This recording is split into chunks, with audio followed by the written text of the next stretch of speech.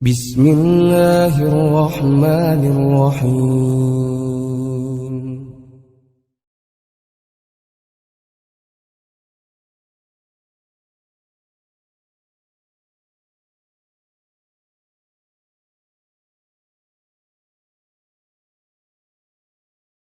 Innal hamdalillahi nahmaduhu wa nasta'inuhu wa nastaghfiruh wa na'udzu billahi min syururi anfusina wa min sayyiati a'malina may yahdihillahu fala mudhillalah wa may yudlilhu fala hadiyalah.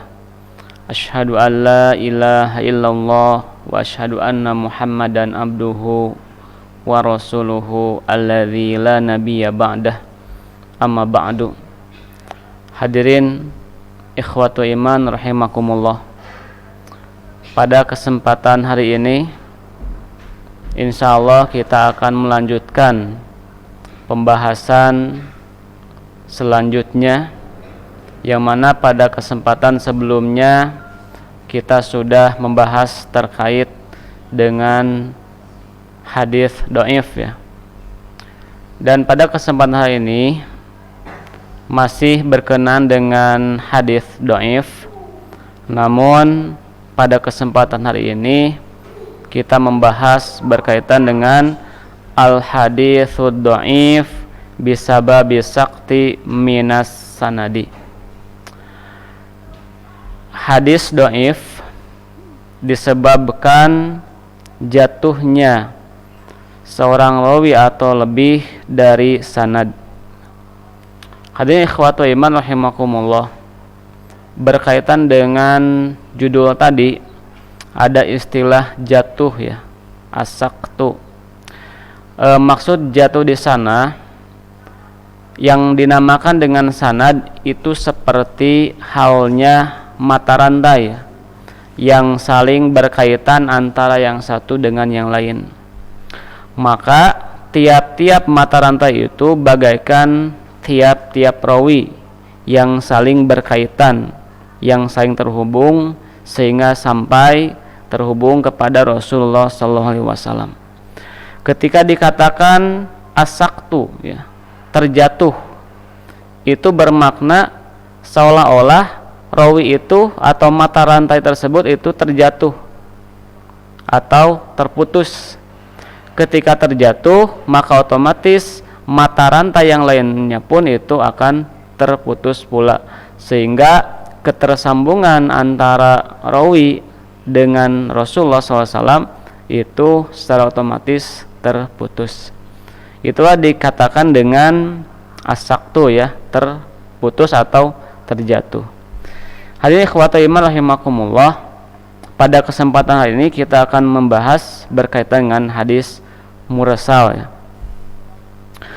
Yang dikatakan dengan mursal itu dari irsal, yang artinya melepas ya, melepaskan.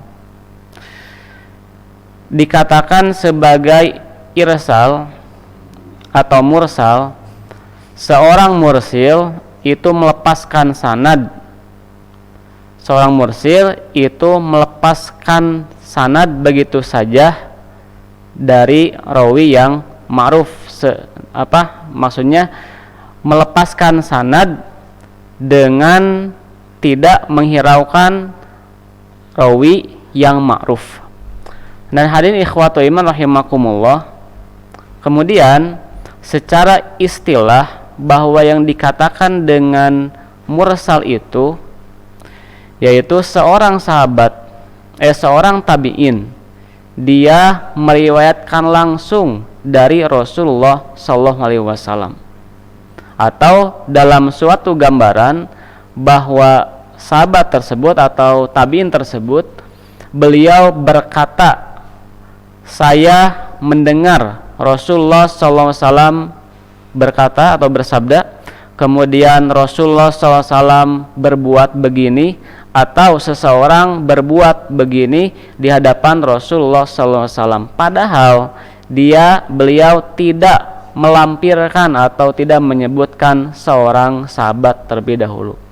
Maka dengan demikian hadis tersebut dikatakan sebagai hadis mursal. Sekali lagi, bahwa seorang tabi'in dia berkata bahwa Rasulullah SAW berkata demikian atau bersabda demikian, kemudian Rasulullah SAW berbuat demikian, atau Rasulullah SAW membiarkan seseorang berbuat demikian. Itu yang dikatakan dengan hadis mursal.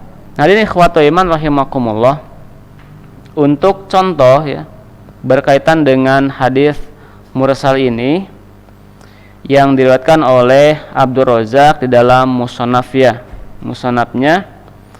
Ani Ibni Juraijin an Ata'in anna Nabiyya sallallahu alaihi wasallam kana idza sa'idal minbara aqbala biwajhihi 'alan nasi faqala assalamu alaikum. Nah, ini ikhwatul iman rahimakumullah, hadis tersebut ini melalui jalur Atha ya. Atha itu bernama Atha bin Abi Robah. Beliau adalah seorang tabi'in ya. Beliau adalah seorang tabi'in.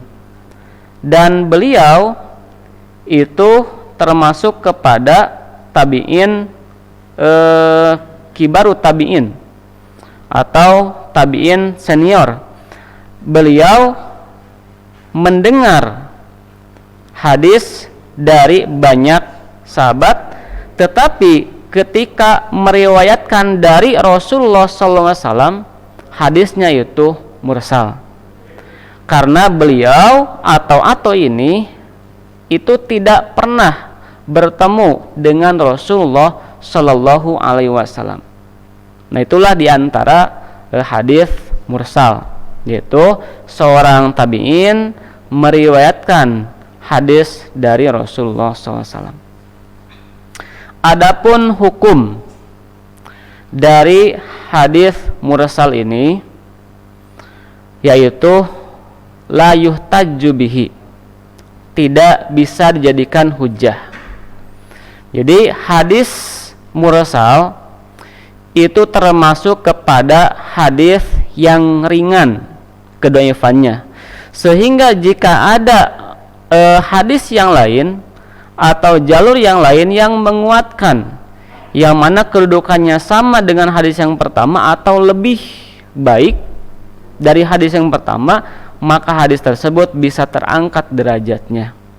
Jadi sekali lagi, bahwa yang dinamakan dengan hadis mursal ini pada dasarnya itu tidak bisa dijadikan hujjah. Namun kedhaifannya itu termasuk kepada dhaif ringan atau dhaif muhtamal yang memungkinkan untuk diangkat derajatnya dengan hadis yang lain.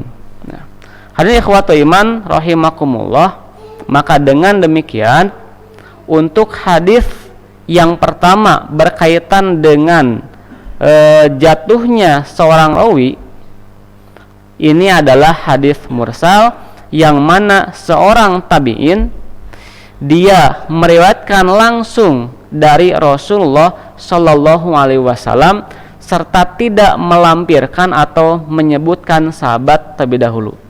Dengan tidak menyebutkan sahabat terlebih dahulu, tidak diketahui apakah memang yang tidak disebutkannya itu adalah sahabat atau bisa jadi bukan sahabat, yang mana belum bisa dipertanggungjawabkan keabsahannya, sehingga para ulama lebih mengambil sikap yaitu tidak menerima hadis tersebut sehingga datang penguat atau pengikut dari hadis yang pertama, baik itu kedudukannya sama dengan hadis yang pertama ataupun lebih baik dari hadis yang pertama.